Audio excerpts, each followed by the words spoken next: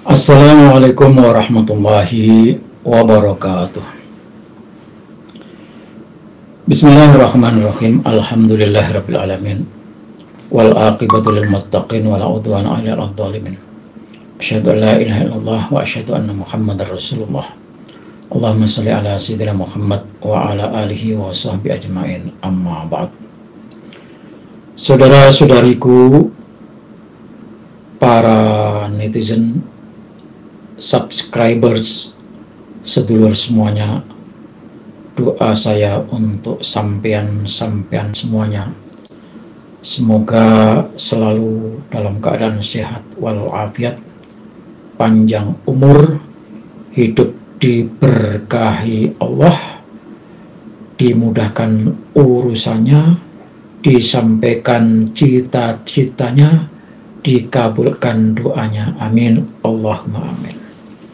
Saudara-saudara sekalian yang saya hormati, muktamar luar biasa yang diadakan oleh warga NU yang peduli terhadap NU adalah sebuah ijtihad mengoreksi kebobrokan, kesalahan yang dilakukan oleh PBNU dan sekaligus upaya untuk mengembalikan marwah Nahdlatul Ulama. Kenapa muktamar luar biasa NU ini diadakan? Seperti saya katakan tadi, adalah sebuah usaha untuk mengangkat kembali marwah NU yang rontok, yang runtuh akibat ulah pengurus besar Nahdlatul Ulama, utamanya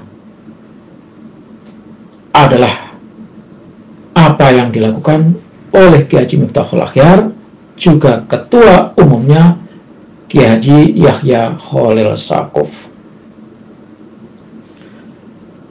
Catatan penting untuk diketahui oleh seluruh warga Nahdlatul Ulama dan seluruh rakyat Indonesia. Kenapa ada MLB?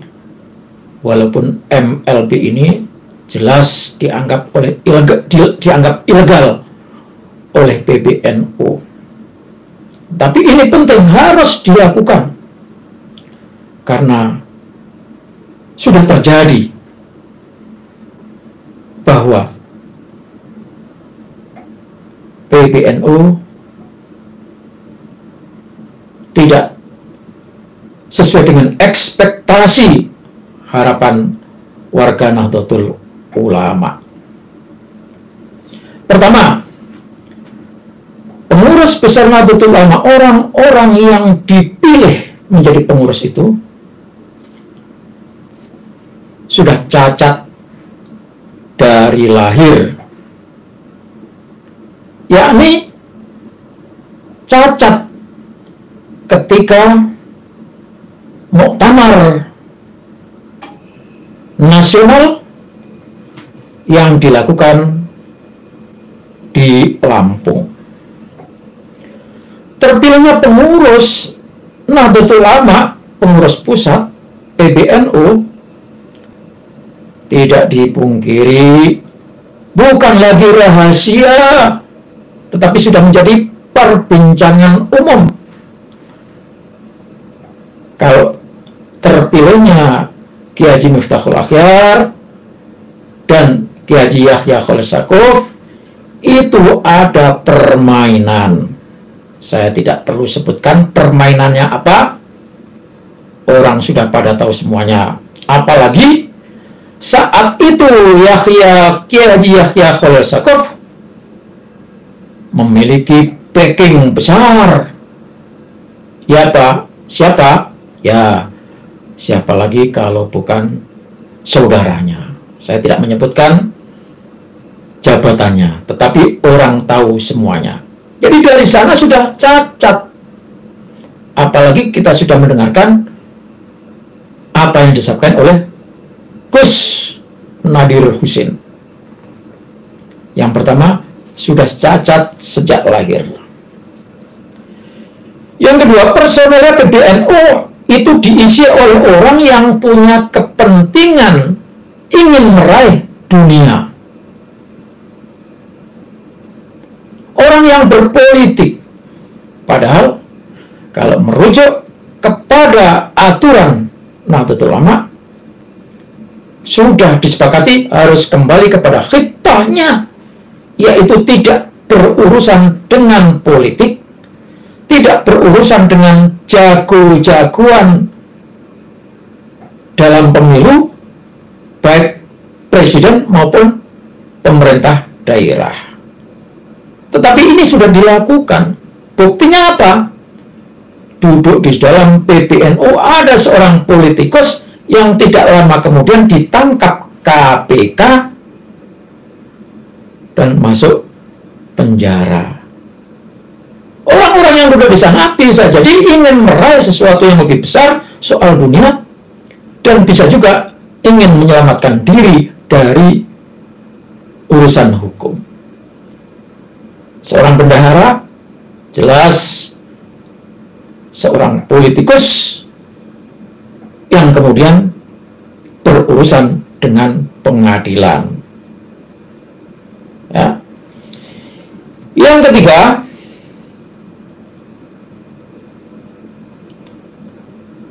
di dalam kepengurusan itu banyak sekali klan Ba'alawi para Habib, di mana pengurus NU yang pribumi mau tidak mau harus membela para Habib yang sekarang bermasalah dan dimasalahkan oleh rakyat Indonesia karena ngaku-ngaku sebagai cucu Nabi padahal cuma menipu. Dan pembelaannya kepada Ba'alawi nyata-nyata sekali. Saudara bisa lihat bagaimana Kiai Haji Miftahul Akhyar dan Kiai Haji Yahya Khalil Saquf. Yang keempat, PBNU hanya ngurusi pengelolaan urusan tangan besi. Artinya PBNU menjalankan asas organisasi menggunakan tangan besi. Orang-orang yang tidak sependapat dengan ketua umumnya, tidak sependapat dengan Rois Amnya, di mana ketua umum Rois Am dan PBNU waktu itu memihak kepada salah satu calon presiden, memihak kepada calon pemerintah daerah, tiba-tiba ada seorang pengurus NU di wilayah yang tidak sependapat, main pecat saja. Dan masih banyak lagi orang-orang NU yang dipecat tanpa tabayun, tanpa meminta klarifikasi atau meminta penjelasan. Yang keempat, PBNU cuma ngurusi tambang, ngurusi proyek, di mana sudah pasti proyek itu ada keuntungan, bisa saja sebagian masuk kepada kantong pribadi atau mendapat sesuatu nebeng menggunakan nama NU. Yang keenam, tidak ada keberpihakan kepada kiai-kiai kampung, kiai-kiai Nusantara dan warga Nahdlatul Ulama. Kiai-kiai NU berjuang tidak mendapatkan bantuan, jangankan bantuan materi, bantuan pengayoman saja tidak, pembelaan saja tidak oleh PBNU. Padahal PBNU menjadi besar, menjadi hebat, itu karena perjuangan kiai-kiai kampung, kiai-kiai kultural, kiai-kiai yang tidak masuk pada struktural. Warga NU yang berjuang di bawah meneruskan misi visi Nahdlatul Ulama, tidak diperhatikan dan tidak mendapatkan pembelaan. Ketika kiai-kiai kampung berjibaku melawan Wahabi, menyesatkan orang-orang NU yang menjalankan amaliyah Nahdlatul Ulama, dibid'ah-bid'ahkan, disyirik-syirikan, PBNU sama sekali tidak bersuara. Bahkan banyak sekali kiai-kiai NU yang mendapatkan persekusi dan ancaman dari pihak-pihak yang tidak senang atas perlawanan kiai-kiai NU tersebut. Warga NU juga demikian. Mana suaranya PBNU ketika kiai-kiai menjelaskan melawan faham Wahabi? Sama sekali tidak ada keberpihakan. Yang ketujuh, PBNU bermata picek, bertelinga budek, bernurani sumpek, tidak mendengar, tidak melihat, tidak merasakan apa yang dirasakan oleh warga NU di akar rumput. Keresahan mestinya ditangkap oleh PBNU. Ini sama sekali tidak menangkap. Ketika berjuang sendirian dengan biaya sendiri, dengan modal sendiri, dengan keberanian sendiri, malah disalahkan, tidak dibela, dibiarkan. Ada orang-orang yang dipersekusi, ada orang-orang yang didatangi, dikeroyok, dibiarkan begitu saja. Pengurus wilayah NU banyak sekali yang berpihak kepada rakyat, kepada warganya, tetapi mereka tidak berani bersuara mengkritik PBNU, pengurus pusat. Karena itu tadi, takut tangan besi bermain. Sementara kita maklumi secara kemanusiaan, siapapun yang menjabat, diangkat dan disahkan oleh PBNU, akan takut sewaktu saat akan dipecat. Maka hanya pengurus wilayah NU yang berhati bersih, yang tidak berpikir soal jabatan, akan berani mengkritik PBNU, melakukan kegiatan yang tidak disukai oleh PBNU.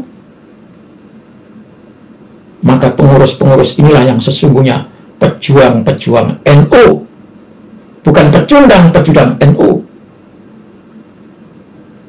Nah, pengurus-pengurus model kayak gini yang berani menyatakan kebenaran yang tidak disukai oleh PBNU, pengurus pusat, karena punya kepentingan, tidak takut dipecat. Inilah sesungguhnya pejuang yang harus kita hargai. Dan kita mendengar pengurus wilayah atau cabang yang melakukan itu sudah diancam oleh Rois Am Kiai Haji Miftahul Akhyar, misalnya yang terjadi di pengurus NU Solo Raya, Sragen, Boyolali, itu diancam mau dipecat. Bukankah saudara-saudara sudah mendengarkan kata Kiai Haji Miftahul Akhyar, itu nanti akan kita luruskan. Wong dia sendiri bengkok kok mau meluruskan. Itu fakta, saudara-saudara sekalian. ada pengurus wilayah yang berani mengkritik PBNU, kecuali yang saya sebutkan tadi. Kenapa? Karena mereka untuk menjadi pengurus NU itu perjuangannya pakai fulus, maka takut dipecat. Maka beberapa orang pengurus wilayah atau cabang setelah mendengar MLB NU ini, banyak yang membuat sikap menolak MLB. Maka catat saudara, yang sudah menyatakan menolak MLB itu, lihat, mereka adalah orang-orang pengurus NU wilayah atau cabang yang takut dipecat oleh PBNU. Kenapa? Karena untuk menjadi pengurus harus mengeluarkan biaya. Karena duduk manis menjadi pengurus NU itu menjadi pekerjaan yang menghasilkan. Nah, gitu. Maka tidak berani. Yang kedelapan, PBNU membela kepentingan Habib daripada membantu perjuangan warganya demi membebaskan diri dari cengkeraman habaib yang selama ini mendoktrin kepada kiai-kiai kampung, memeras kiai-kiai kampung, mendawir kiai-kiai kampung. Orang yang melakukan pembelaan diri ingin bebas dari cengkeraman Habib tidak mendapatkan pembelaan dari NU, tapi justru disalah-salahkan. Itu kenyataan saudara kita.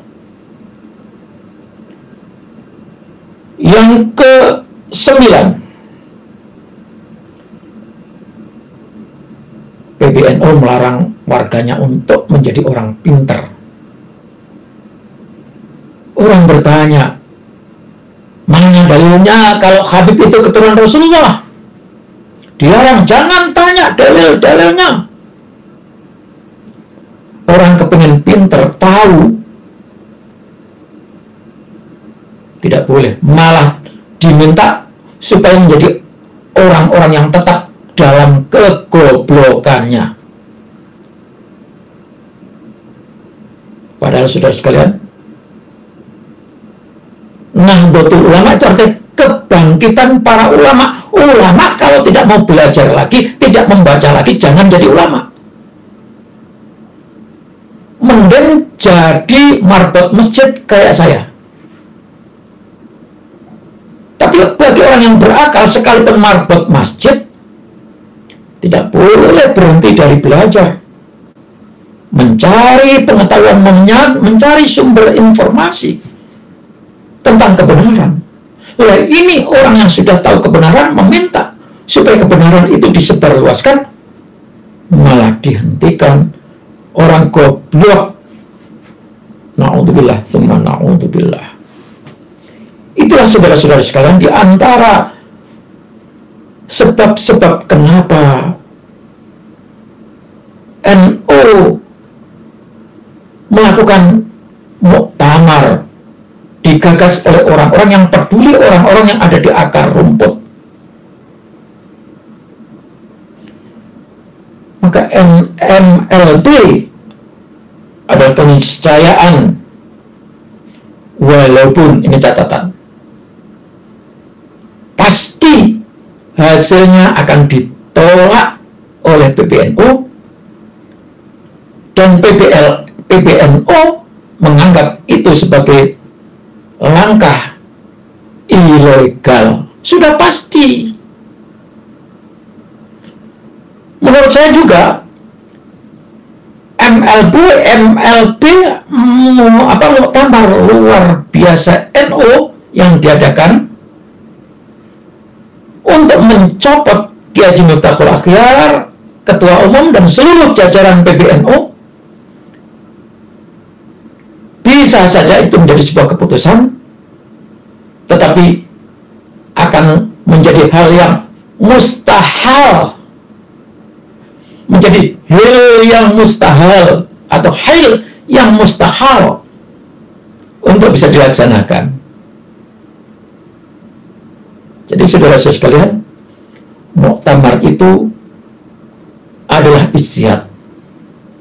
Sekalipun hasil ijtihad belum tentu bisa dilaksanakan.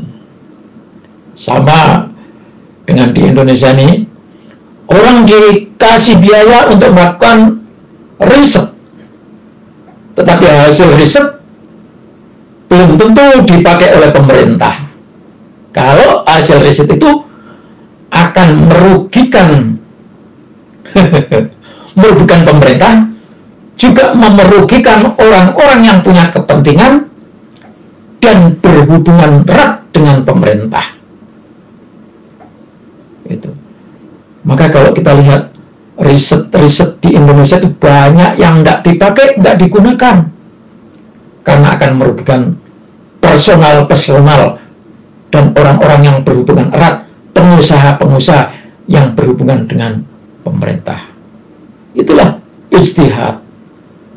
Jadi untuk saudara-saudaraku, kita boleh berharap dan mendukung dilaksanakannya muktamar luar biasa, tetapi hasil ijtihad itu akan menjadi hal yang mustahil untuk bisa dijalankan. Maka pengurus besar Nahdlatul Ulama akan jalan terus, bobrok nggak masalah, sampai akhir periode tahun 2027.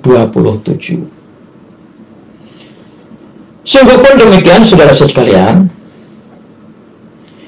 ini menjadi catatan yang tidak boleh dilupakan dan tidak akan pernah dilupakan oleh generasi yang akan datang, bahwa PBNU yang akan berakhir pada tahun 2027 itu memang terdiri dari personel yang bodoh dan rakus.